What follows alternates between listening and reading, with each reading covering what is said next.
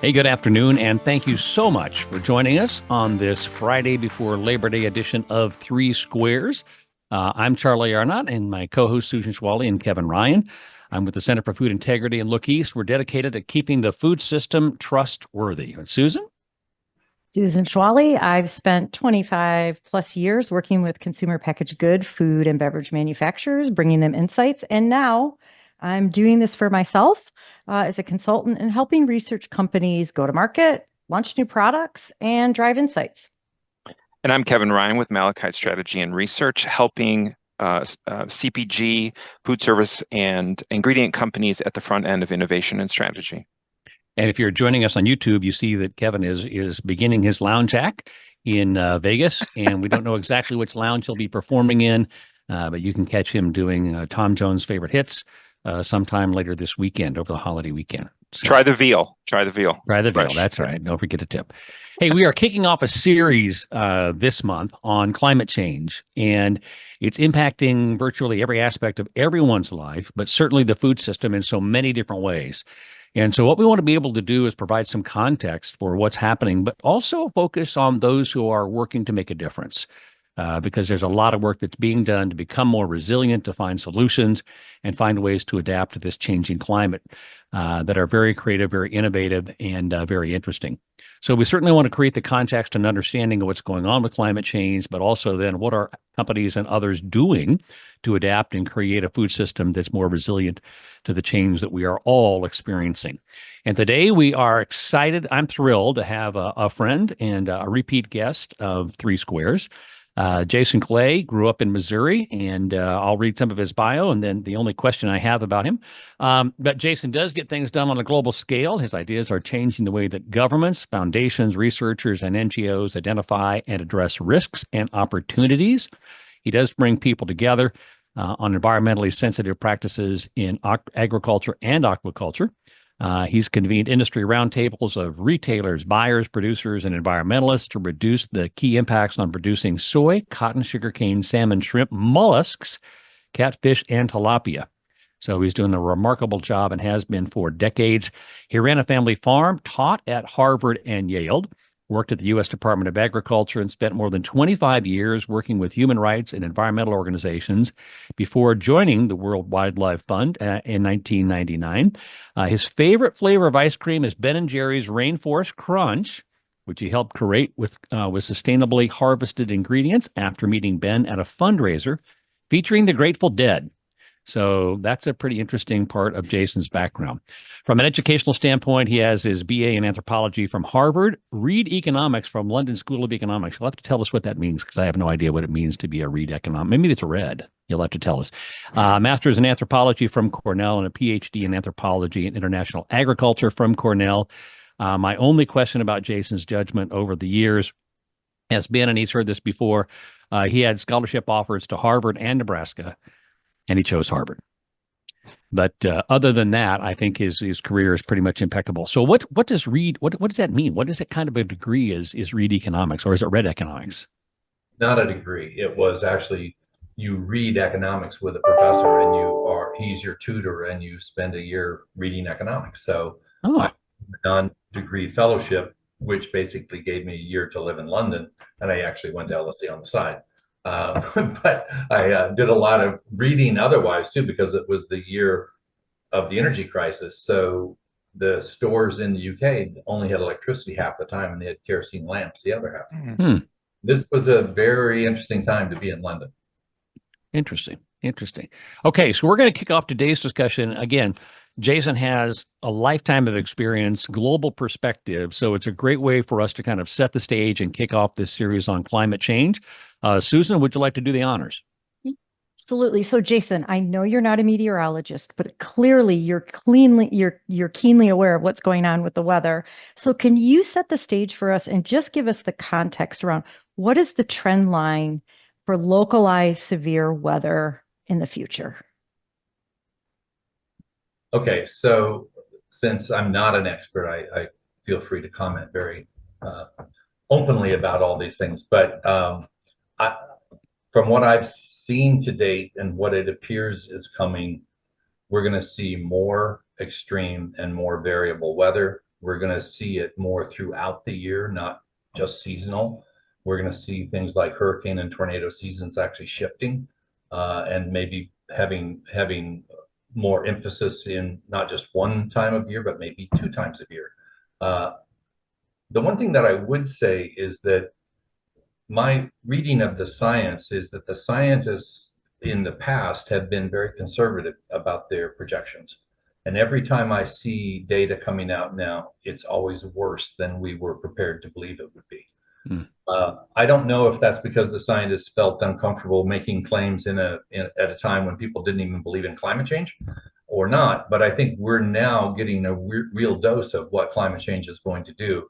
And we're just beginning to see it affect food systems, where companies are needing to shift their supply chain management because the 20 years that they've spent lining up their supply chains, they have to find other suppliers now. In fact, some of them are buying food from unknown sources, 75%, 80%, because of weather variability from their traditional suppliers that they have longer term relations with.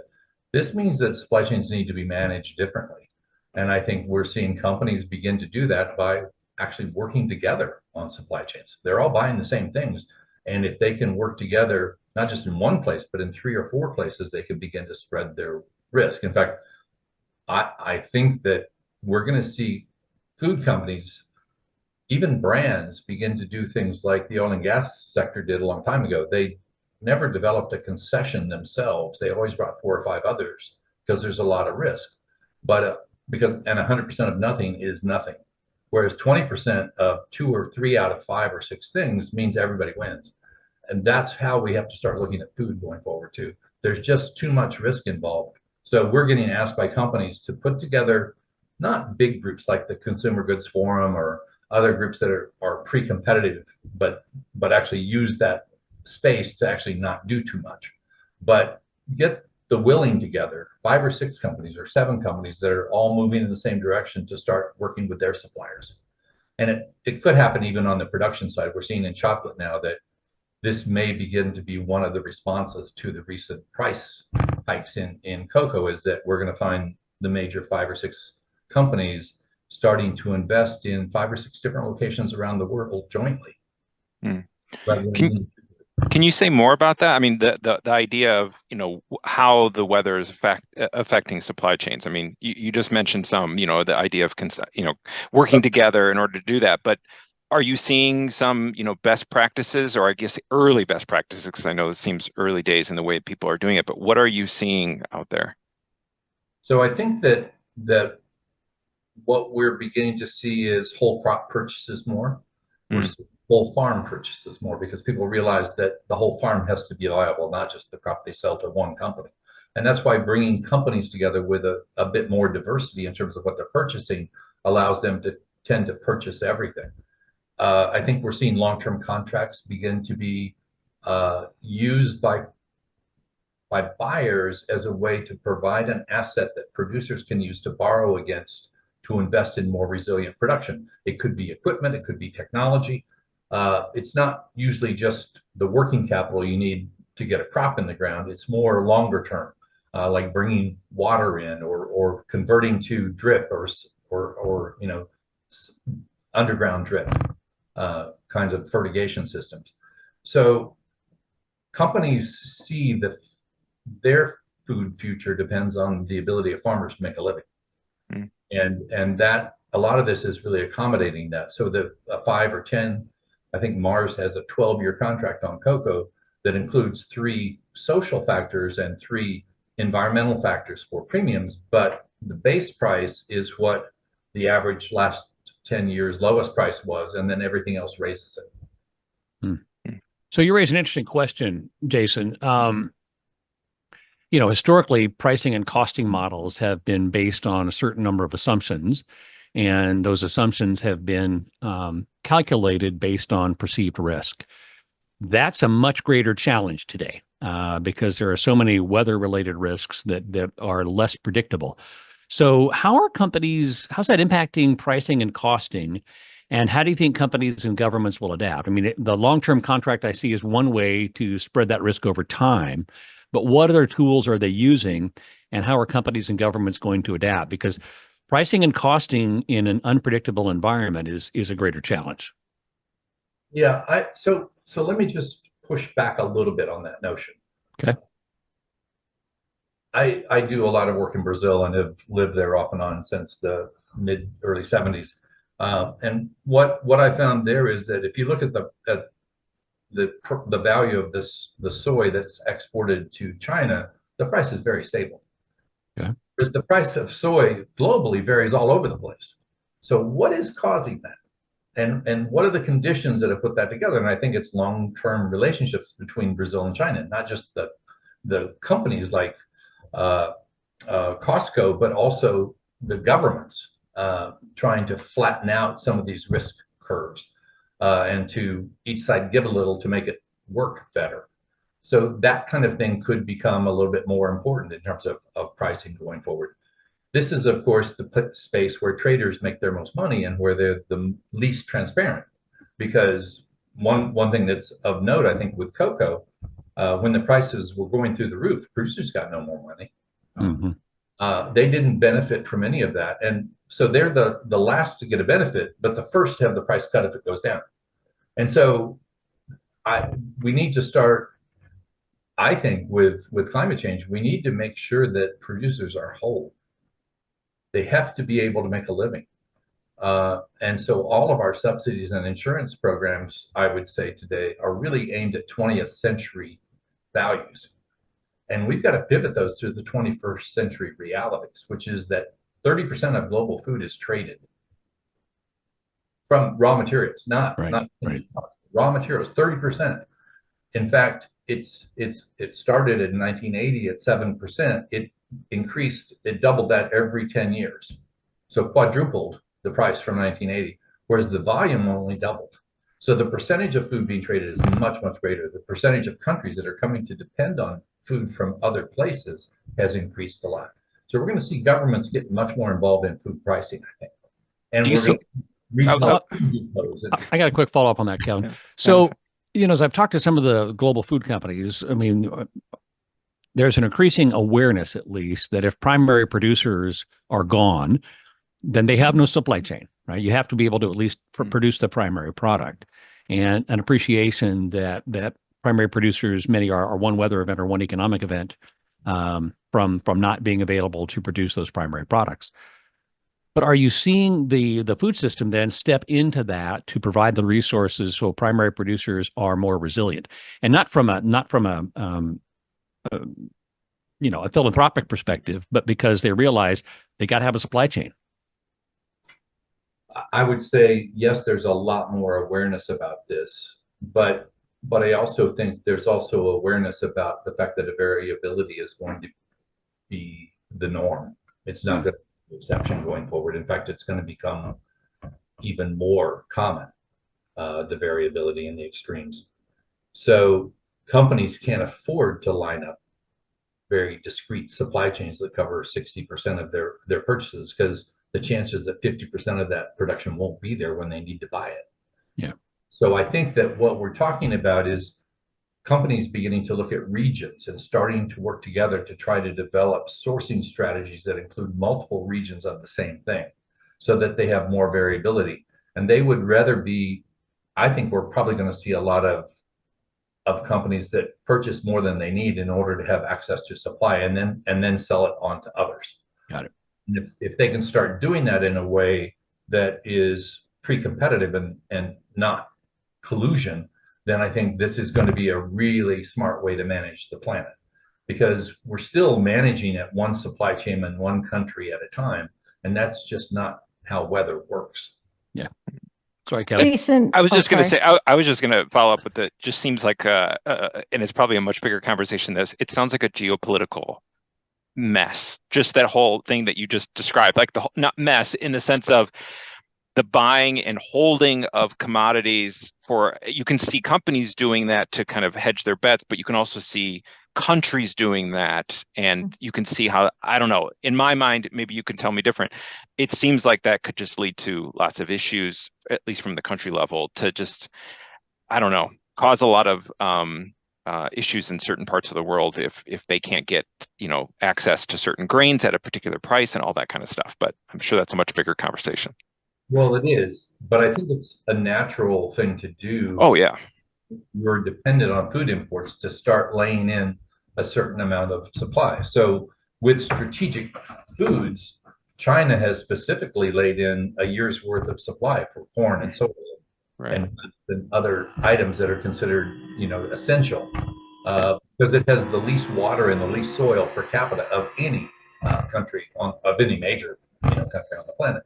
Right. Is going to start doing something similar if they can afford it, because they actually have the biggest population now, and they have the most middle class.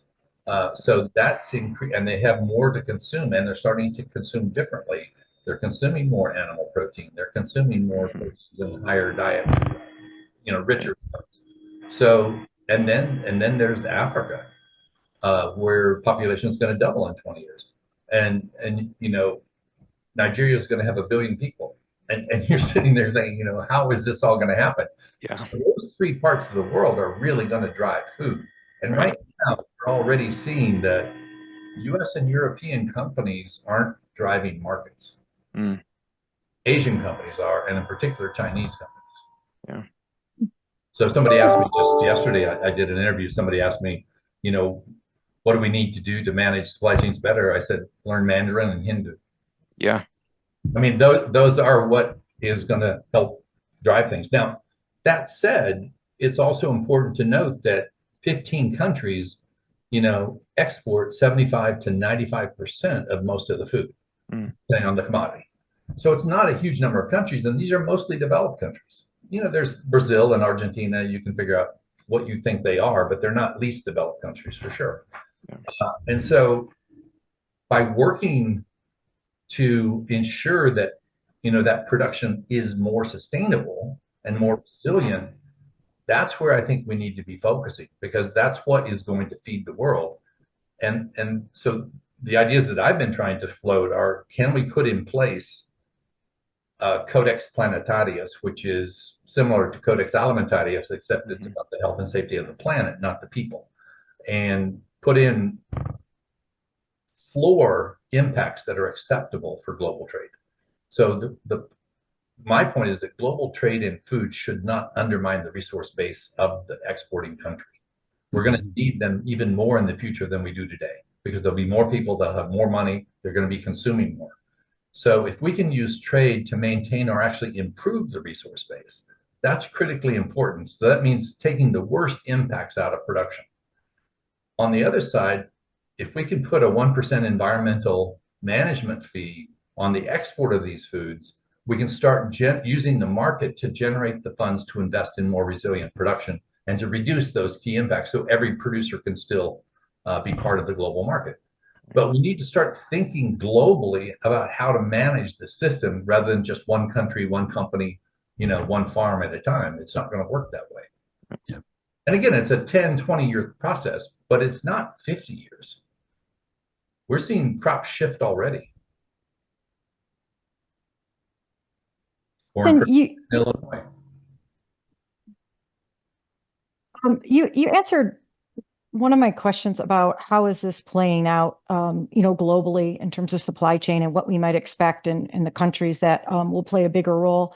I'm curious though, as you talk about the complexity of it and how on a global basis it has to be collaborative, and then how some large companies or governments may be stocking up on food or having exclusive contracts with the producers.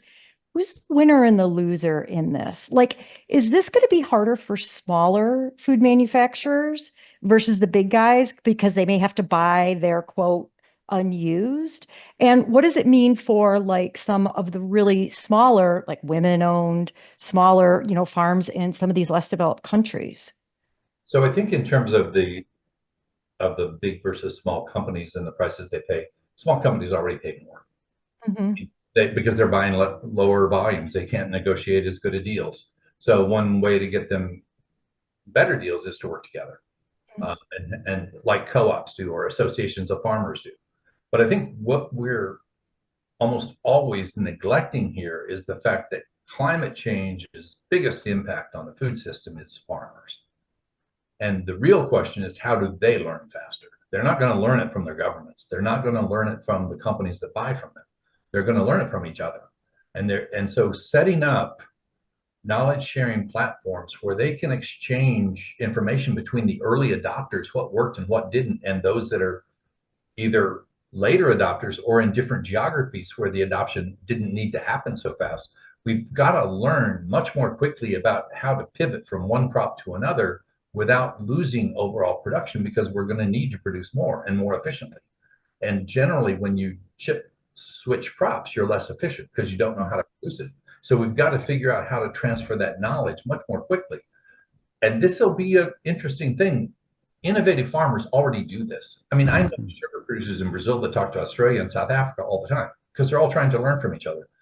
But right in our own backyard in the Midwest, farmers don't often talk to their neighbors about what they're doing. You can see it in their fields, what they're doing, but you don't know how or why or all that.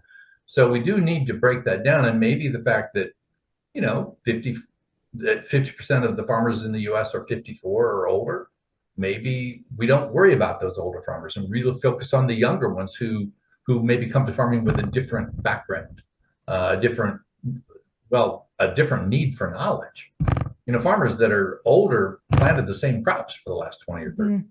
Mm-hmm. That's changing, or it's going to change. Is it happening organically right now? And I don't mean that organic, but organically, is there like crop talk or something like that? Is there like a social media sharing? Is that how you're seeing it? Or is there formal aspects to it? Or I think it's farmers who become known as innovators are being paid to travel around the country to other farms and talk to them, but not to all farmers. And this is where I don't know if government is the right person to step in, but I think maybe it's possible. Let me give you an example. It's not food, but in the 1950s, it was clear in the US that we were going to need a lot more timber than our resources could produce. And this was under the Department of Agriculture because the forestry department is there. So they hired 6 people, and in the decade of the 1960s, they visited every sawmill in the US, and they helped every one of them figure out how to get more efficient at what they do, not buy anything different, but, manage the logs first in, first out, so that you're not losing wood to insects, how to dimensionally saw more accurately, keep the saws sharp, all these fundamental things that people just weren't doing. In 10 years, they increased the output from 20% to 40%. Wow. That's the kind of thing we need to do with food. And I think even just helping all the rural banks understand the programs that farmers can access to be more innovative. Nobody knows that. The bankers don't know this. So can we have people go around and visit the banks, or go around and visit all the cooperatives and work with them so that their members know how to do this stuff? I think it's possible, but people are just sitting on their thumbs right now. And we really have to get out there and do this stuff. This is not going to wait. I think the intensity of the climate change on food is going to increase. So, Jason, one last question before we move to the quiz, and the prize will be the same it is every month. So, what makes you hopeful that progress is being made that will make a difference?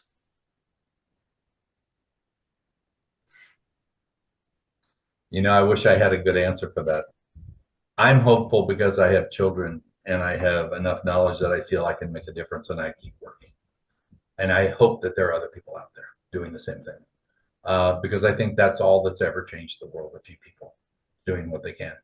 And we just need to try to do it in a way that brings people into the tent, so that more and more we can build groundswell, and that hopefully we can hand this off to a whole lot of other people with a lot of more expertise and a lot more IT skills that can get it out there more broadly through social media and stuff. And farmers start using social media more than they do. I think it would be great if we could document and communicate more about how to think about this issue, how to solve problems rather than what to think about. There isn't a blueprint here. There's no silver bullet. Everything's going to have to be adapted to different crops, different regions, different farms, even different fields. And so farmers can't just grow crops the way they did for the last 30 or 40 years. They've got to really be thinking about which crops more optimal? Which ones do you grow in which sequence? All this kind of stuff. Got it. Well, thank you. Thank you so much. Again, great context, great global perspective as we head into the series on climate change. And now we're going to change, we're going to transition to Mr. Vegas himself, Kevin Ryan, for our All right. quiz. So thinking that it's like, a holiday weekend, I figured a lot of people are probably traveling. Everyone visits, convenience stores. So I thought, making the quiz about convenience stores. So all these questions are about convenience stores in the U.S. So first question, and Jason, you're welcome to either watch the show or participate. It's up to you. So first question. The first convenience store in the U.S. opened in 1927. What was the first item it sold? Was it A, coffee, B, sandwiches, C, ice, or D, cattle feed? Oh, I was going to say ice, but boy, the cattle feed one is very intriguing. But Mhm. I don't think you'd stop for convenient. Oh, I forgot to get a bag of cattle feed on my way home. No, I'm going to go with ice. Ice. You got to put it in your swamp cooler. Yeah, I'm going to go with Okay. ice. It's both of you ice. Jason, did you want to play along or watch? What are you picking, Jason? Did you hear me? Oh, I Coffee? didn't. Coffee. Susan and Charlie are correct. It's ice, actually. It is ice. So the Ice, baby. Southland Ice Company started selling these really foot-long bricks in Dallas, and they figured they were open 16 hours a day, and so they started adding bread and milk, and then it just went on from there. So it started with ice. You're correct. When did they start with lotto cards? Do you know? That was probably second, probably. Yeah, that was probably second. Coffee had to come along. Oh, yeah, absolutely. Yeah.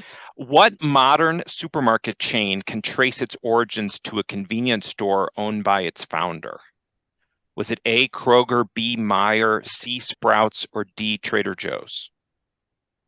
Wow. Kroger. Kroger. Susan's locking it in. Jason or Charlie? I'm going to go Trader Joe's. Trader Joe's? Myers. Okay, Meijer. Charlie is correct. It is Trader Joe's. So Joe I never know how to pronounce his name. Joe Columbi, I think is how you say it. I don't know how you say it. He was the founder of Trader Joe's. He got his start in 1950s. He owned a place called Pronto Market in California. But then he started to see the rapid development of 7-Eleven, and he's like, I'm out of here. And he started he started a grocery. Yeah, it was very smart. So it was Trader Joe's, which started off as Pronto Market. All right. Charlie's ahead with 2. 3. In 2015 and 2016, 7-Eleven held a promotional event allowing patrons to bring their own containers to fill up Slurpees for a flat $1.50 price. You can imagine that, $1.50. Which of the following were not documented as being used to fill up a Slurpee? Which were not documented? Was it A, a vintage wine barrel, B, an inflatable swimming pool, C, a fish tank, or D, a plastic sled?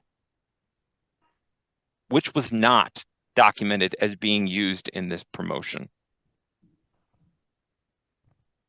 I'm going to go, well, golly, that's, whew. I think I'm going to go inflatable pool, but that sounds like something someone would do, though. Okay. You locking that in? Sled. I'm going to go with inflatable pool. Pool, sled for Susan. Jason? I'll go with fish tank just to be. You all missed it. It was actually A, was the only one not documented. A The vintage wine barrel, barrel. Yes. Wine barrel? Yeah, no one came with the wine barrel. Everything else, inflatable pool, fish tank, and plastic sled, were all documented. So and you could actually fill that for $1.50. Well, Yes. until they got wise to it, and then 7-Eleven eventually mandated that containers had to fit through a cardboard measuring hole, or you couldn't fill it up. Wow. All right, so we're still at Charlie.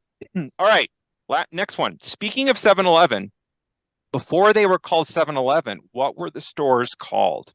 Were they A, Thompson's Bait and More, B, Quick and Carry, C, Refresh for Less, or D, Totem? Can carry. A Quick and Carry for Susan.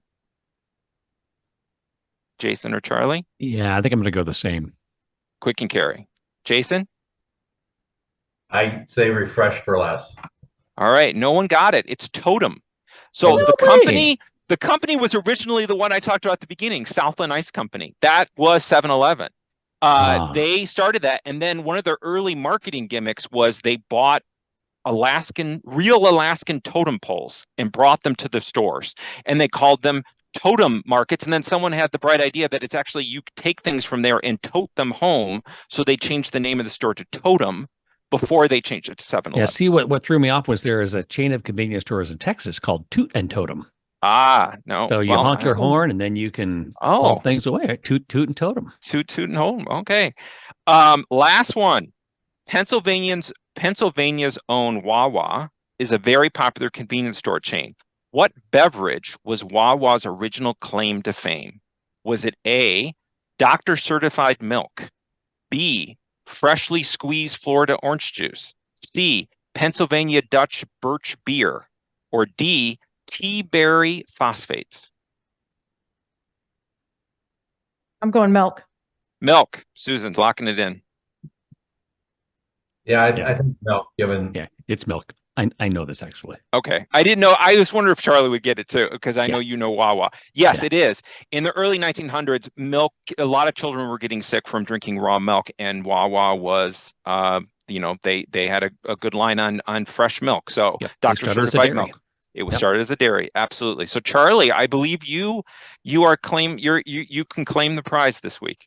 It's the Labor Day prize. Excellent. There you go. Excellent. Yeah. Well, Kevin, good luck at the lounge tonight. We hope you do well, and people give you lots of tips, and you'll have to upgrade your outfit a little bit. I don't think the golf shirt is going to match the drapes. I'll warm up. Okay. Yeah, good. Hey, Jason, thank you again so much, as always, providing that fabulous global perspective. Susan, thank you. And thank you for listening to 3Squares, our summer end edition, the Labor Day edition here on the 30th of August. Look forward to connecting with you again in September. And don't forget, you can always connect with us at 3squaresmail@gmail.com. The numeral 3squaresmail@gmail.com. Have a safe holiday weekend. We'll connect with you in the fall. Thanks, everybody. Take care. Bye-bye. Thank you. Bye.